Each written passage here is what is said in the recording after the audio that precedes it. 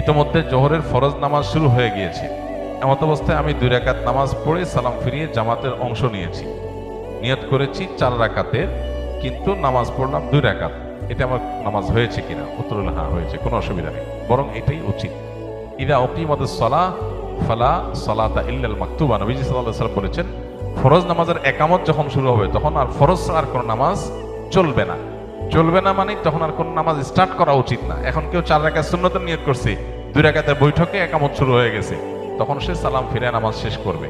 নিয়ত করছে 4 রাকাত, পড়ছে কয় রাকাত? 2 রাকাত। প্রতি 2 রাকাত, ফরজ নামাজের বাইরে সব নামাজগুলোতে প্রতি 2 রাকাতের পর একটা কি আসে? স্টেশন আছে, চাইলে সেখানে ক্লোজ করা যাবে। এর কারণে কোনো গুনাহ হবে না, সিজদাও দিতে হবে না। তবে 4 রাকাত সুন্নত আর আদায় হলো না, এটা আপনি ফরজের পরে 2 রাকাত সুন্নতের পরে সুযোগ থাকলে ওই 4 রাকাত সুন্নত আলাদা করে আপনার আদায় করা উচিত।